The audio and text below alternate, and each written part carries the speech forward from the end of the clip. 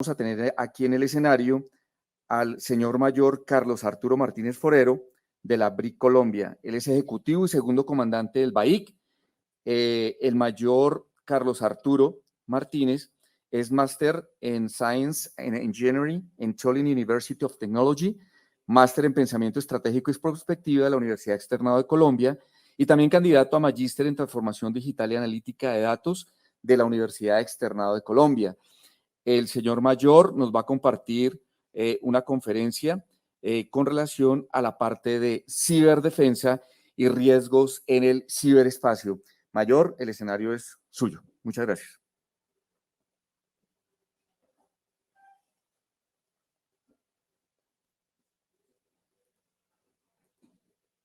Ok, buen día para todos, el personal que está de forma presencial y para la comunidad que se está conectada de forma virtual. Bienvenidos.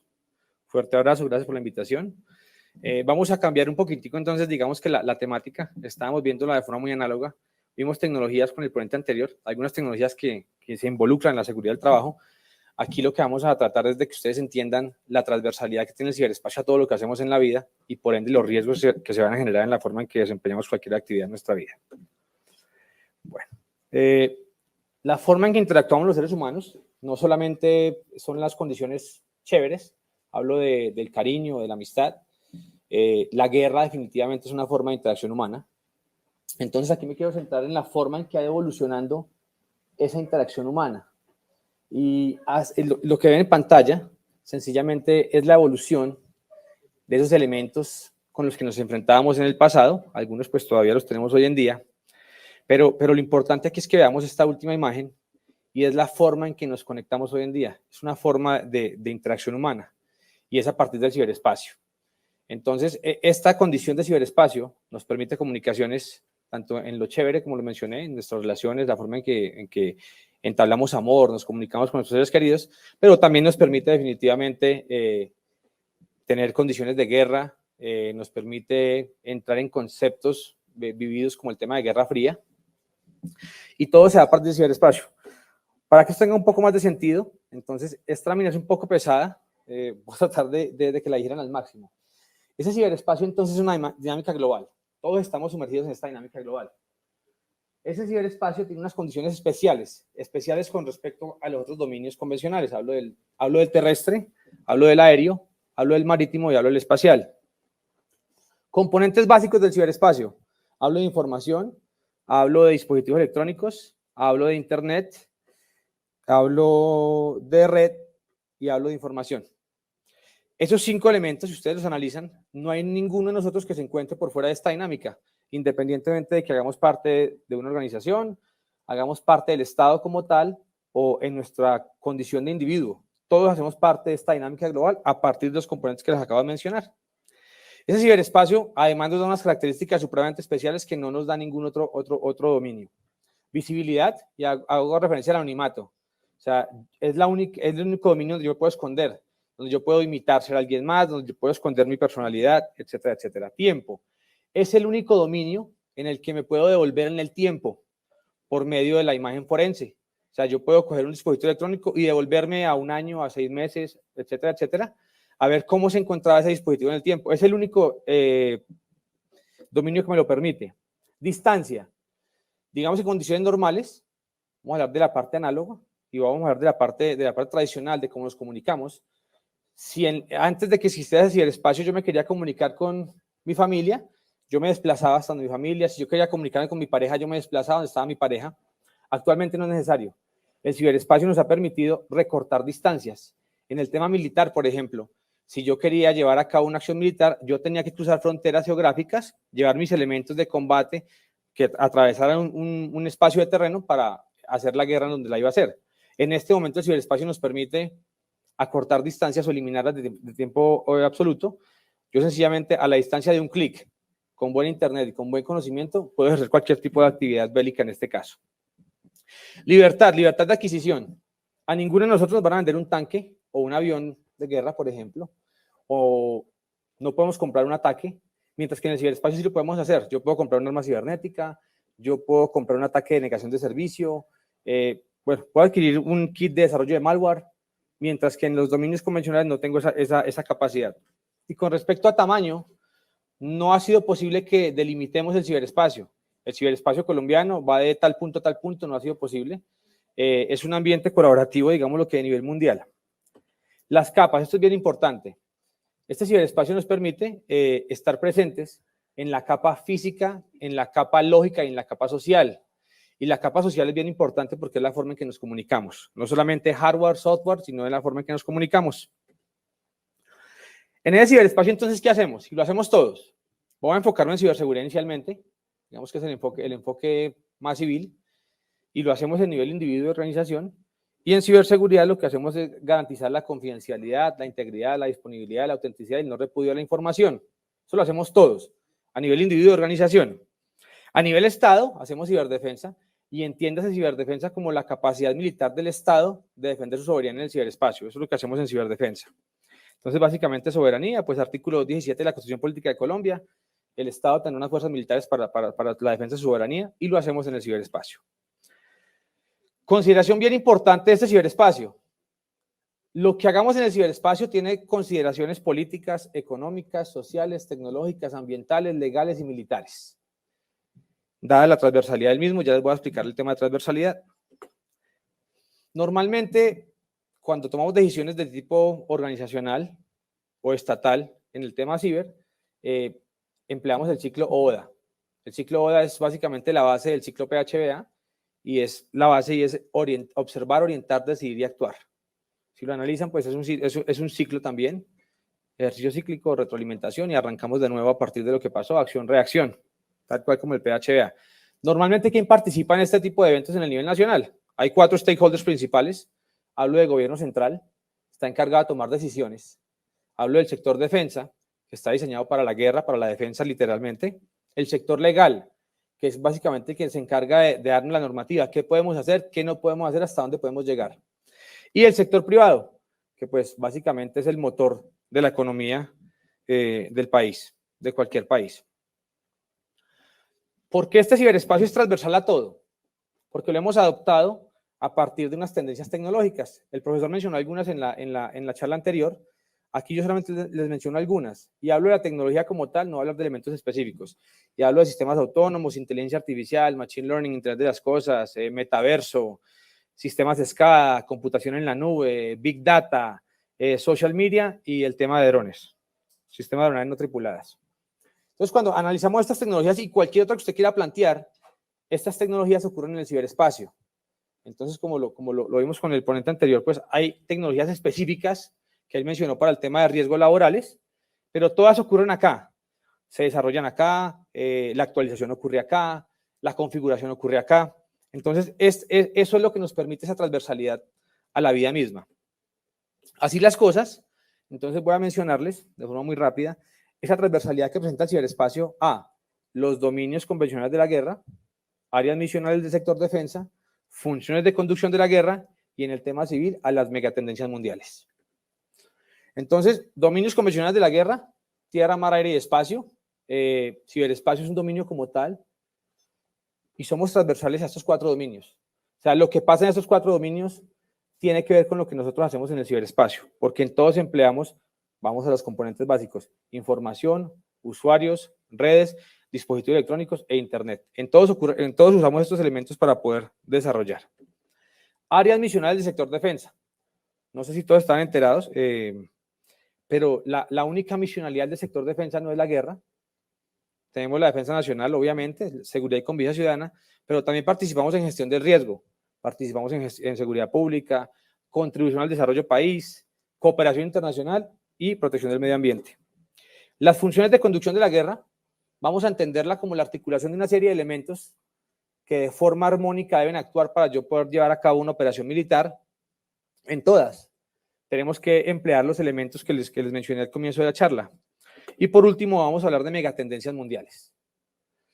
Y esto aplica para todo el mundo, este es el estudio de CEPAL, y básicamente nos mencionan 8 megatendencias mundiales.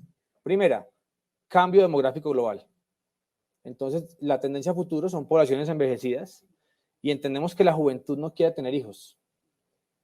Múltiples factores a analizar, pero la tecnología es un factor importante en que no queramos tener hijos. La tecnología me ha permitido conocer el mundo. La tecnología me ha permitido tener unas ambiciones mucho más grandes que las que tenían mis abuelitos o mis papás porque no podían ver lo que yo pude ver. El hecho quizás de tener hijos de pronto no me lo va a eliminar mi iniciativa, pero de pronto me la va a hacer un poco más lenta. Si vamos a países orientales, en Japón, por ejemplo, ya estamos empleando tecnología de metaverso para la forma de suplir mi necesidad sexual. De esta forma es imposible que yo tenga hijos. Entonces estamos en un proceso de una población envejecida. Esto tiene muchas implicaciones. Por ejemplo, el tema pensional. ¿Quién paga la pensión de los que tienen derecho a pensionarse? Las personas que trabajan.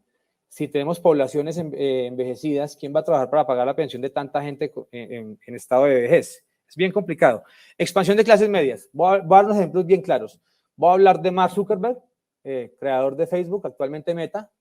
No era millonario en ningún momento, no era multimillonario, pero con su creación digital de un software para que nos encontráramos inicialmente en la universidad, que esa fue la intención inicial, se volvió multimillonario. Expansión de clases medias. Hablamos de Jeff Bezos, no era millonario, inició con una venta en Amazon, una venta de libros. Actualmente, pues Amazon es uno de los 9 gigantes en el mundo tecnológicos. Se volvió multimillonario. Podemos hablar de Elon Musk también, dueño de Tesla, actual dueño de Twitter. No era multimillonario, pero con su idea tecnológica revolucionó y definitivamente cambió. Ahora hablamos de la parte gerencial o parte estratégica. Si vamos a la parte operativa, ¿cuántos de nosotros o conocidos durante la pandemia no implementamos un negocio virtual?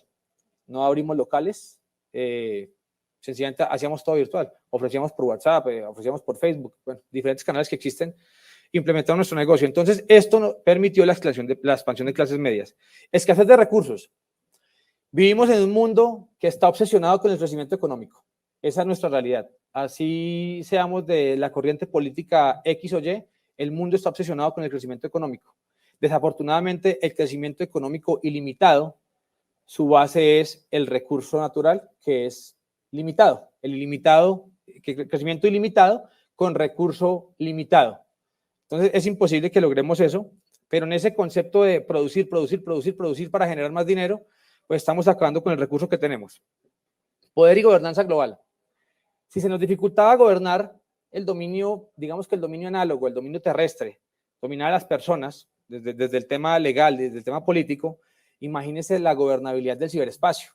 Cuando tenemos elementos como la gobernanza ágil, cuando tenemos elementos como el Internet, que se creó con la intención de que no tuviera ningún tipo de control.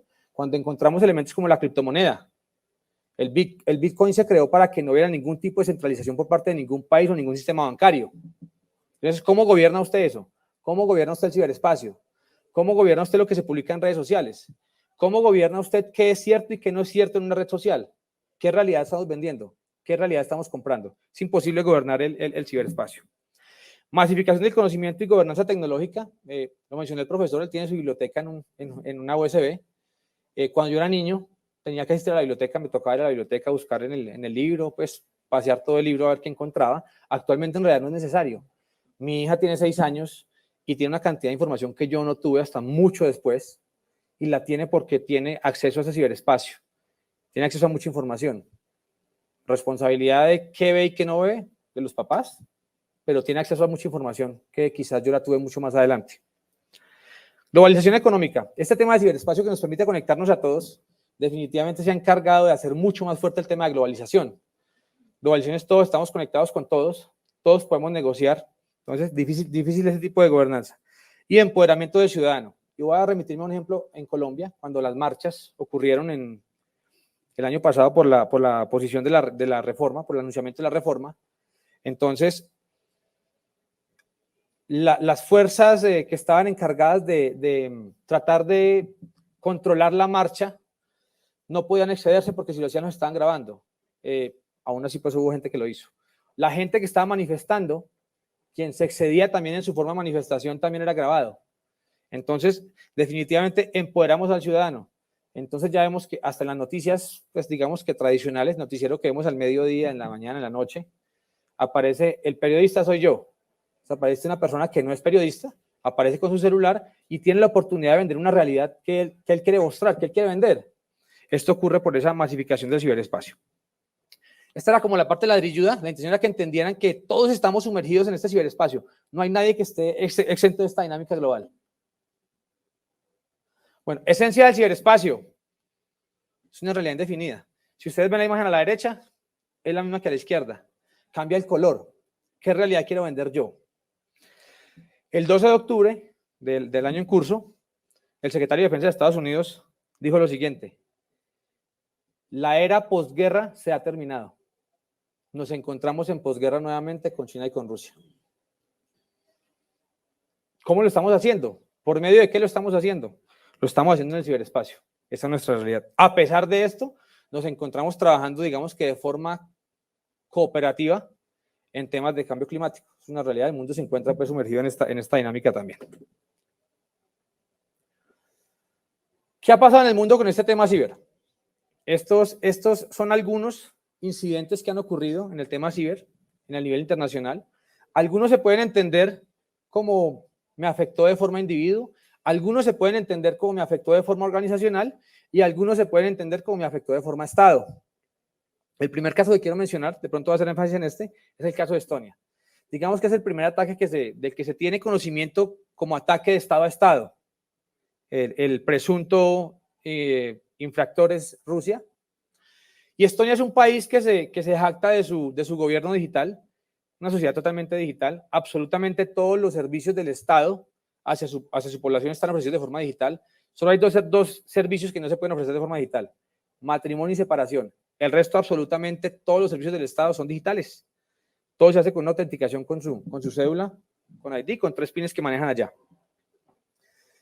En este momento, pues el incidente fue bloquear sus páginas web de Estado, bloquear el sistema bancario.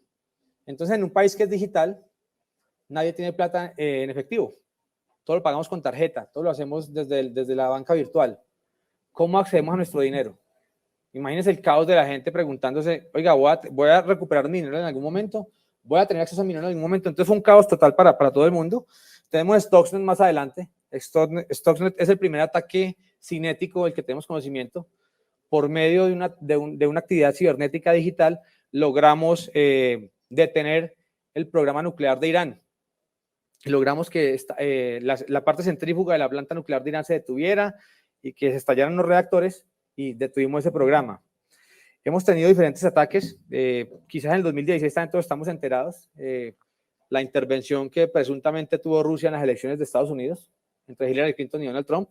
En la actualidad estamos viendo la cantidad de actividad en el ciberespacio entre Rusia y Ucrania. Rusia ha atacado a Ucrania en múltiples ocasiones, como lo ha hecho con Georgia, como lo ha hecho con Estonia. Entonces, todo esto ha ocurrido. Finalmente nos hemos visto afectadas muchas personas. Si me voy al WannaCry, que es uno de los, digamos que de las actividades más complejas en el ciberespacio en este momento, que es el ransomware, el secuestro virtual de sus dispositivos electrónicos, ocurrió y afectó a organizaciones, afectó a individuos y afectó a estados. Viendo los ataques que les acabo de mostrar, también les quería mostrar cuáles son los países más fuertes de acuerdo al índice de poder cibernético mundial. ¿Esto quién lo hace? Esto lo hace el Belfer Center de Harvard. Entonces observamos pues primer puesto Estados Unidos, tanto 2020 como 2022, ese segundo estudio, no han hecho más. China se mantiene en segundo puesto, Rusia sube República de Corea, baja Francia, sube Irán. Son actores muy importantes en el índice de poder cibernético mundial, y esta clasificación se hizo de acuerdo a los 8 elementos que les muestro en pantalla, numeración del 1 al 8. El 8 es el único elemento que no participó en la estadística del 2020, pero sí tuvieron en cuenta para el 2022. Bueno, aquí viene pues el enfoque al que me invitaron, los riesgos cibernéticos. Por la transversalidad que presenta el ciberespacio, como lo vimos anteriormente, tenemos una posibilidad de asumir riesgos en la parte física y digital, en la parte económica, en la parte psicológica, en la parte reputacional y en la parte social y psicológica. En pantalla ustedes ven, pues no me voy a detener a leerlos, ustedes pueden ver en pantalla todos los elementos a los que nos vemos propensos con el empleo del ciberespacio. Y cuando quisiera ahondar en algunos puntos, entonces, si vemos lo físico y lo digital, hay unos elementos que quizás conozcamos todos netamente digitales. no hay indisponibilidad, robo de información, infectado, filtrado. Pero miren que en lo físico podemos hablar de maltrato, podemos hablar de pérdida de vida, podemos hablar de dolor, podemos hablar de daños corporales.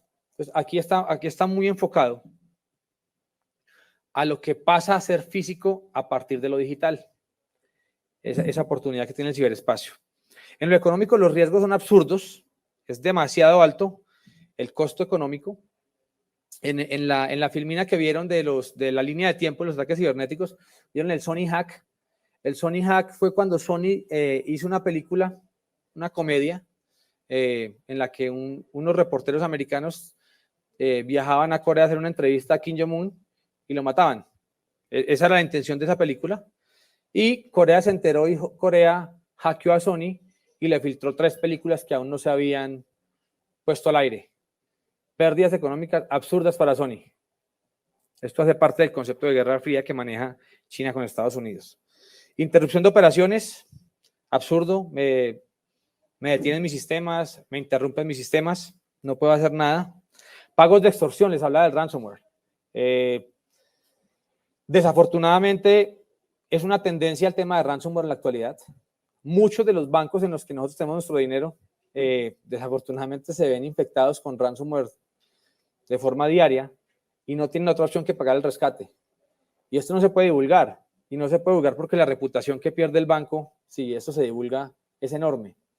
Entonces, en Estonia ocurrió, un banco quiso ser transparente, mencionó que se encontraba bajo ransomware y perdió el 70% de sus clientes en Estonia en menos de un mes. Esto no se divulga, pero esto ocurre todo el tiempo. Y quien no está familiarizado con el ransomware es un secuestro de su dispositivo. Entonces, no hay forma de hacer nada en el computador. Aparece una pantalla y su computador ha sido secuestrado. Tiene 24 horas para que me pague X cantidad en Bitcoin. Si no lo pagan 24 horas, va a subir la cuota a 48 horas. Y si no pagan 48 horas, todo su equipo se va a borrar inmediatamente. Y eso ocurre. Esto pasó con los hospitales en el Reino Unido, cuando salió WannaCry, con Telefónica. Telefónica se vio afectado. Entonces son tendencias que ocurren, ya ocurrieron, son una realidad y siguen siendo tendencia para el año 2023 y 2024 con respecto a los estudios que han hecho. En el tema psicológico es bien importante que tengamos en cuenta lo que les mencioné, que hacemos presencia en la capa social. El ciberespacio definitivamente hace presencia en la capa social. Y desafortunadamente, por la masificación de empleo de tecnologías, las juventudes, bueno, algunas personas muy viejitas también, voy a hablar de mi mamá en este caso, creemos lo que vemos en redes sociales. Cuando el COVID, mi mamá es usuaria de Facebook y mi mamá me decía que vio un video en Facebook en el que decía que China había creado un laboratorio y que nos íbamos a morir. Después me dijo que la vacuna era un veneno y que nos iban a implantar un chip. Mi mamá de Facebook, mi mamá cree lo que dice Facebook. Y si vamos a las juventudes, entonces vamos a ver casos como el bullying, que desde mi perspectiva siempre ha existido. El tema es que el alcance del bullying era mucho más corto. El alcance del bullying de mi salón en tercero era mi salón, mis 20 compañeros. El bullying se quedaba ahí. En la actualidad el bullying no se queda en mis 20 compañeros. En la actualidad el bullying se transmite hasta donde llegue el ciberespacio, hasta donde tenga contactos compartidos, hasta donde llegue la red.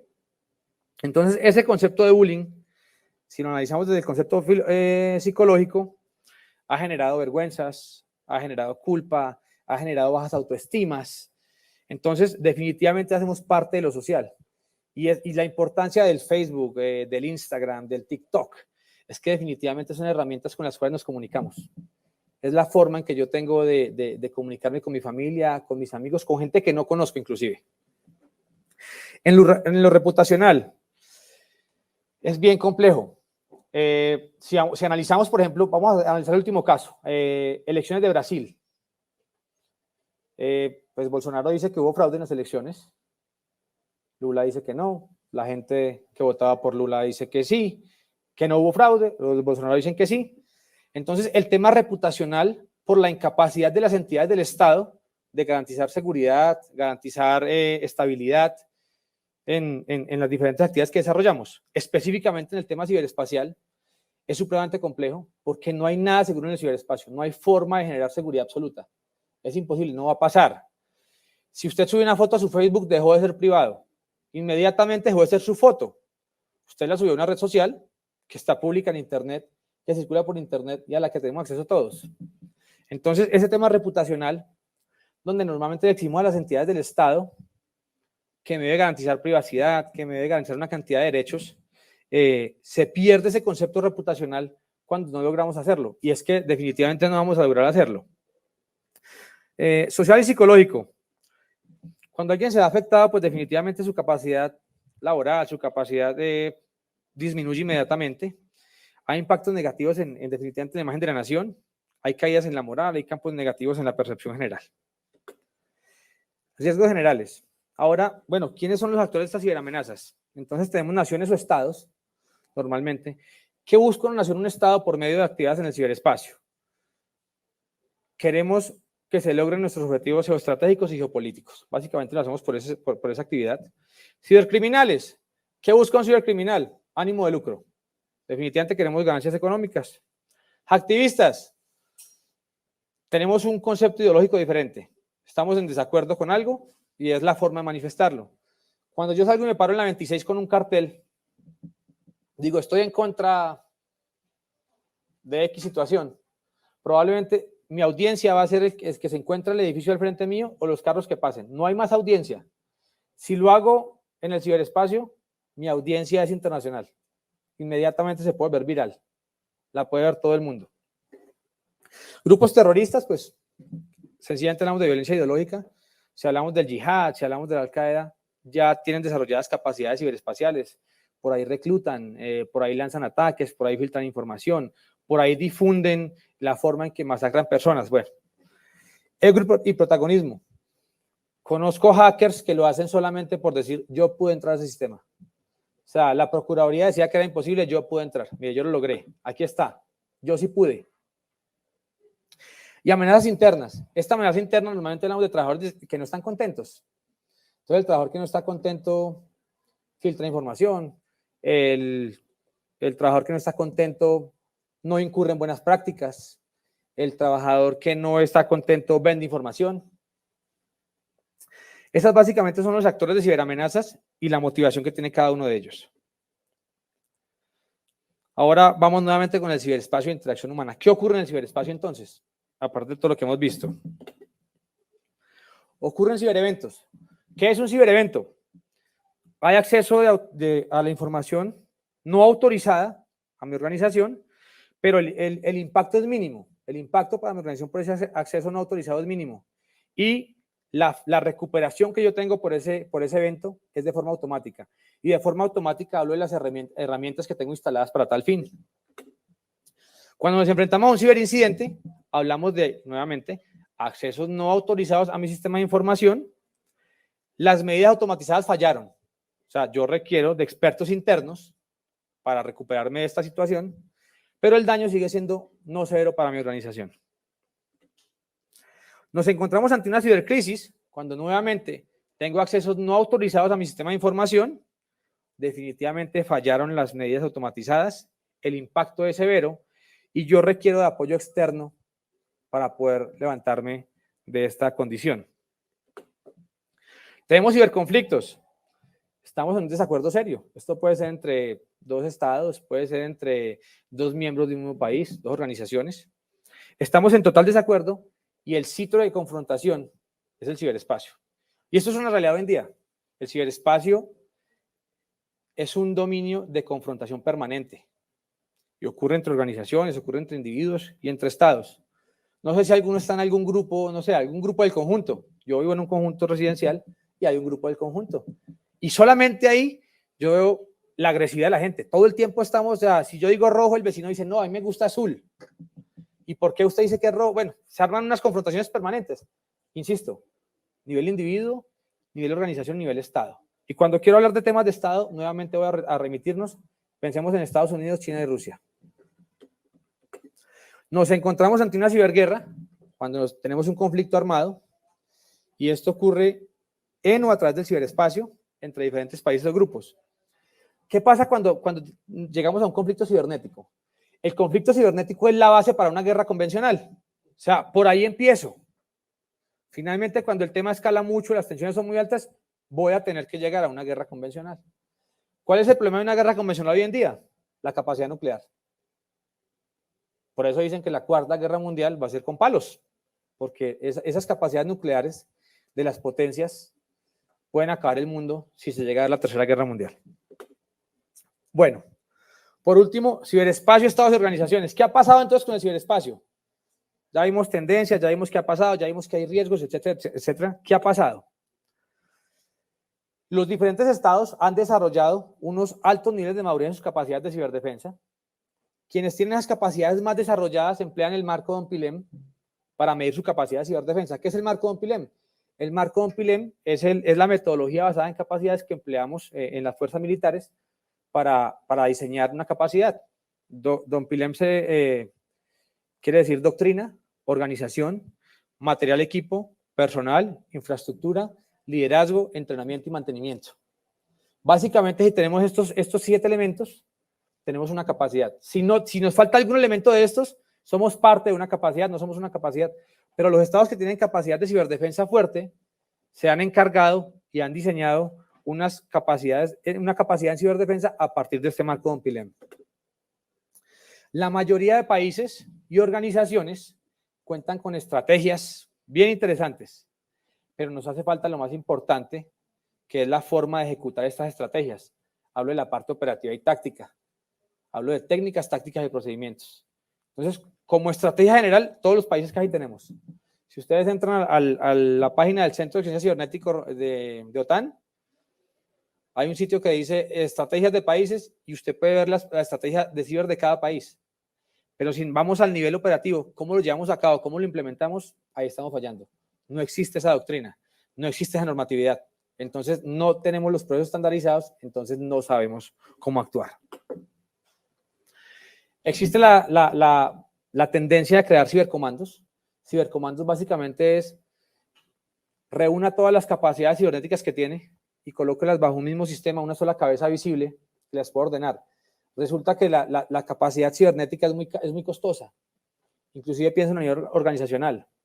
Y si ustedes analizan la cantidad de recursos económicos que invierten las organizaciones en infraestructura tecnológica para proteger sus recursos estratégicos, cada año es más alta.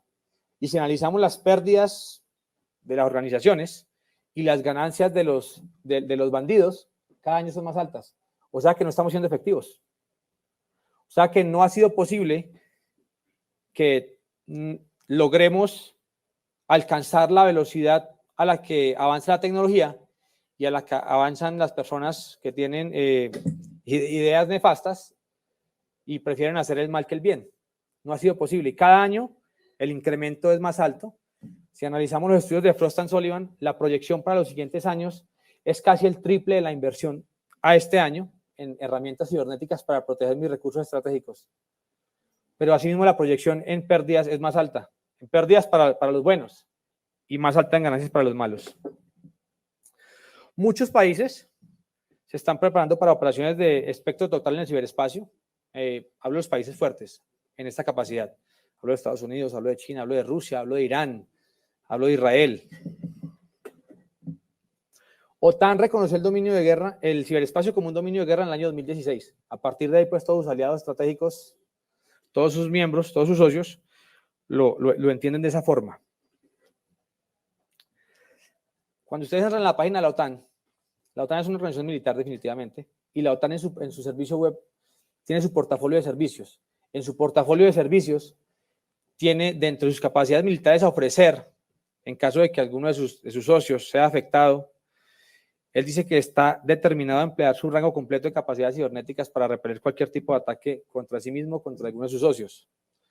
Esto es bien grave, porque, por ejemplo, por medio del ciberespacio yo podría perfectamente hackear el sistema de armas nucleares de algún país.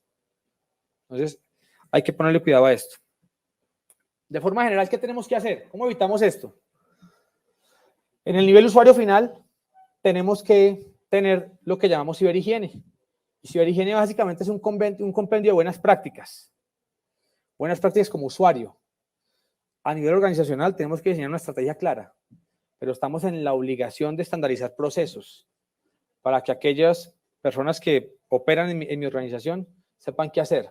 A nivel Estado, tenemos que tener una estrategia integral que reúna la educación, hablo en lo que enseñamos, en cómo nos preparamos desde pequeños, hablo del sistema legal y normativo, tenemos unas brechas enormes en este aspecto, tenemos que mejorar el concepto de cooperación, sector privado, sector público, país e internacional. Y por último, diseñar la estrategia, que vendría siendo el primer paso, la estrategia que integre todos estos elementos que les mencioné y que los logre articular. Bueno, básicamente esa era la presentación. Espero que les haya quedado claro los riesgos a los que se exponen a partir del empleo del ciberespacio en la actividad que desarrollan cada uno de ustedes en su vida como individuo, como miembro de una organización y como parte de un Estado. Muchas gracias.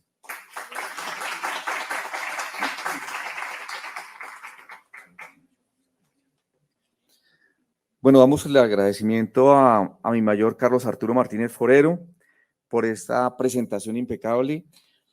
Estamos en unos minutos de preguntas y nos llega la primera pregunta por el ciberespacio. Dice, ¿en qué porcentaje participa una persona para que se consolide un ataque cibernético? ¿Cómo se puede prevenir?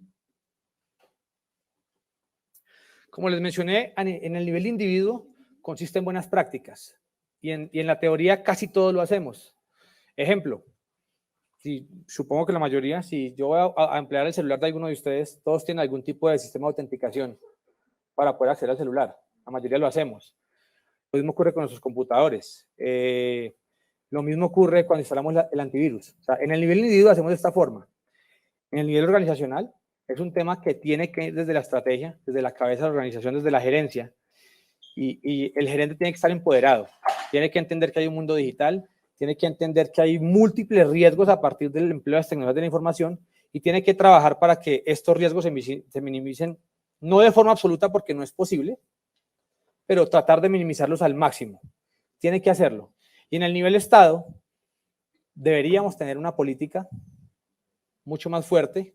Deberíamos definitivamente fortalecer el sistema legal para quienes infrinjan la ley.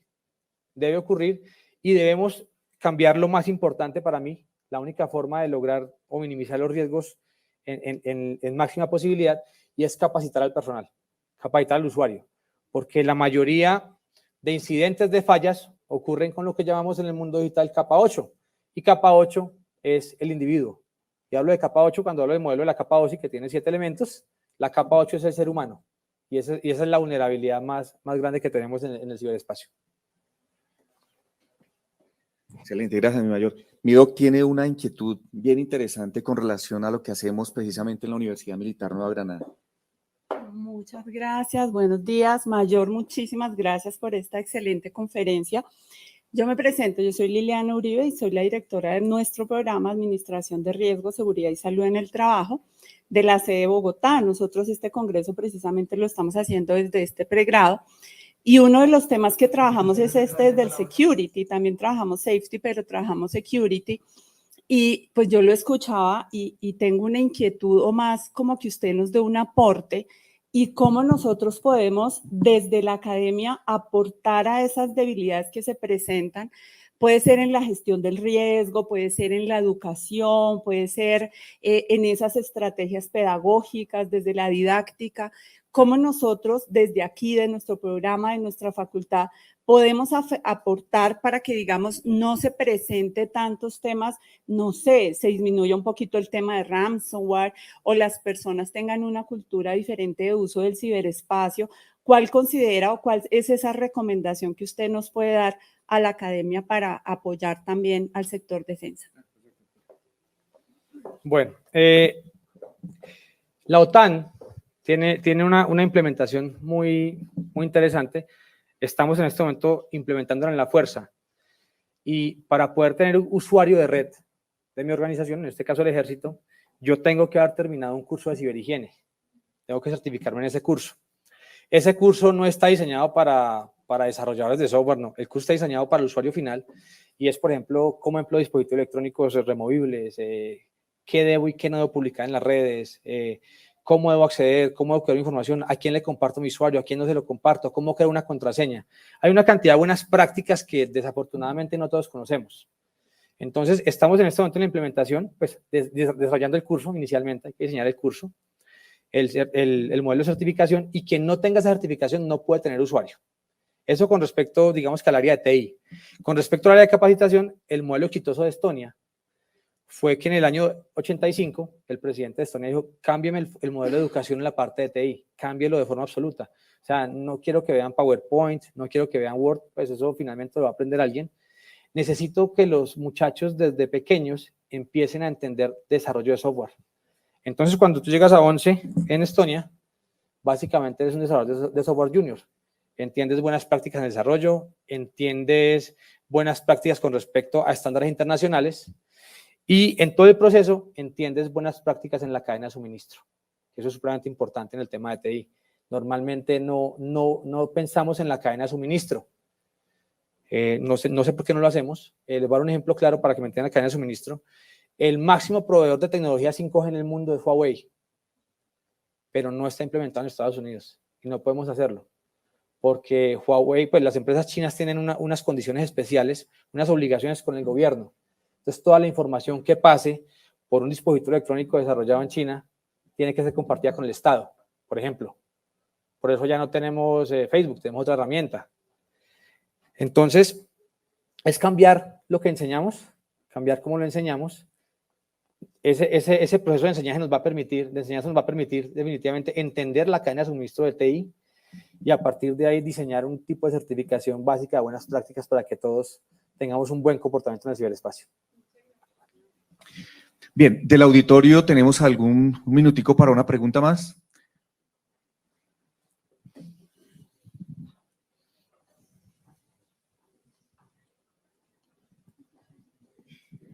Buenos días. Te quería hacer una pregunta frente al marco, el que mencionaste ahorita, qué pena. El Don Pilem. Don Pilem, ok. ¿En qué estado se encuentra Colombia frente a este marco? Nosotros somos un país referente en Sudamérica. Sí, en Sudamérica somos referentes porque a partir del COMPES 3701 desarrollamos una organización que lograba articular todas las entidades del Estado. Entonces se creó el Comando Conjunto Cibernético, que es básicamente la fuerza militar que se encarga de articular las capacidades cibernéticas de cada una de las fuerzas, Ejército, Armada y Fuerza Aérea.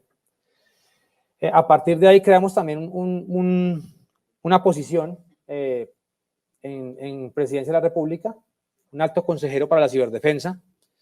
Entonces, normalmente, pues, también es alguien que tiene mucho conocimiento, que ha pertenecido, digamos que a esta rama de la ciberdefensa en la parte militar y tiene la capacidad de articular diferentes capacidades. Si analizamos el plan de tecnología para la vida del gobierno actual, hay múltiples oportunidades para el desarrollo del sector de TI, hay múltiples oportunidades para todos los stakeholders que giran alrededor del ciberespacio. Si analizamos las políticas de TI de los anteriores ministerios de las TICs, todos se han enfocado en digitalizar, proteger y garantizarle a los ciudadanos de Colombia que tengan los servicios todos de forma digital del Estado hacia ustedes. ¿Tenemos falencias? Claro, tenemos falencias. Como les dije, la capacidad de ciberdefensa es muy cara. Inclusive la OTAN maneja una figura que se llama IT pooling. Y el IT pooling consiste en que yo le digo a un país socio, compre esto porque es muy costoso. Usted solo compre esto y desarrolle esta habilidad.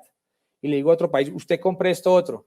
Y cuando tengo que armar mi capacidad de ciberdefensa, armo una clase de Lego con las capacidades que tienen los diferentes países, porque es que es imposible, o sea, es muy alto el costo económico para generar una capacidad muy robusta y hay que entender que la tecnología avanza de forma supremamente ágil y la obsolescencia tecnológica siempre entra, entonces cada 5 años hacer un esfuerzo económico supremamente alto para modernizar es bien complejo, pero seguimos siendo referentes en América Latina y trabajamos cada día para ser más fuertes y poder garantizar la soberanía del pueblo colombiano en el ciberespacio. Muchas gracias, Mayor. Por tiempo, solamente una que me parece muy importante y tiene que ver con nuestros miembros de la Fuerza Pública. Y aquí nos pregunta Juan Sánchez, si las confrontaciones son cada vez más cibernéticas, nuestros integrantes de la Fuerza Pública Aquí tenemos un miembro activo de nuestra fuerza pública y me gustaría saber cómo estamos nosotros capacitados, pues obviamente en las diferentes fuerzas. Bueno, como les mencioné en la respuesta anterior, cada fuerza tiene una unidad de ciberdefensa que se encarga de proteger la infraestructura crítica digital de su organización. El Comando General, la que articula a todos y protege lo de Comando General y protege la infraestructura crítica nacional. Entonces, las diferentes fuerzas tenemos asignada una infraestructura crítica para la defensa. La fuerza ya tiene todo el tema de aviones, de satélites, aeropuertos. El ejército tiene lo terrestre, hablo de hidroeléctricas, etcétera, etcétera. La Armada tiene tema de puertos, pero todos aportamos un granito de arena a este tema. Desde el ejército específicamente, este año se activó la Brigada de Interoperabilidad y Ciberdefensa del ejército con 2 batallones, un batallón de ciberdefensa y un batallón de computación e interoperabilidad, del que yo soy ejecutivo. En mi batallón diseñamos y desarrollamos software para la fuerza, lo desplegamos en los servidores de ejército que también los manejamos nosotros. El batallón de ciberdefensa se encarga de proteger todos estos recursos digitales de la fuerza y la brigada se encarga de la parte de gobierno digital en trabajo colaborativo con un departamento de ejército que se llama CD6. Tenemos unas escuelas en cada fuerza. En todas las escuelas hay curso de ciberdefensa, hay curso básico y curso avanzado. En el ejército, el año pasado iniciamos con el primer curso de desarrollo de software del ejército, curso básico y curso avanzado. Este año mantuvimos esa dinámica y ya entendimos que tenemos que fortalecer el ejército digital y que las condiciones del ejército digital son diferentes a las del ejército de tierra. Tiene que ser así porque la fortaleza del ejército digital es el conocimiento técnico. La fortaleza del ejército de tierra es diferente, es más física, etcétera, etcétera. Entonces ya lo entendimos y definitivamente estamos tratando de diseñar una fuerza robusta digital que pueda garantizar la protección de la infraestructura crítica del ejército. Estamos en ese proceso. Bueno, muchas gracias, mi mayor. Queremos invitar aquí a mi general Rico. Le queremos hacer una entrega de un recordatorio muy especial, muy significativo para nuestros expositores y que lo tengan en el corazón, así como nosotros tenemos a ustedes en nuestra fuerza. Bueno, militar. mi Gracias. mayor, complacido de tenerlo aquí en el auditorio, en nombre de todas las personas aquí presentes y quienes se encuentran vía streaming, agradecerle esta presentación tan interesante, tan importante. En primera instancia, felicitarlo por su conocimiento, por su dominio, por su pasión, por este tema tan valioso como es la ciberdefensa, la ciberseguridad. Asimismo, decirle que me enorgullece que un oficial del ejército maneje un tema estratégico para el Estado colombiano con la solvencia con la cual usted lo hace. Creo que nos encontramos en Tallinn, Estonia. Usted estuvo estudiando allá, ¿no? Entonces, pues, definitivamente creo que fue una muy buena inversión que hizo el Estado colombiano en usted. Lo felicito y por intermedio suyo a todo el equipo. Nos complace saber que el Estado colombiano y particularmente nuestra fuerza pública está avanzando en estos temas, está asesorando muy bien al Estado porque definitivamente el riesgo es enorme. Mi mayor, muy orgulloso de tenerlo acá. Esta es su casa, la Universidad Militar es suya, de todo su equipo de trabajo. Quiero entregarle un detalle muy sencillo, pero con un gran aprecio por parte de la universidad. Muchísimas gracias. Muchas felicitaciones. Muy bien.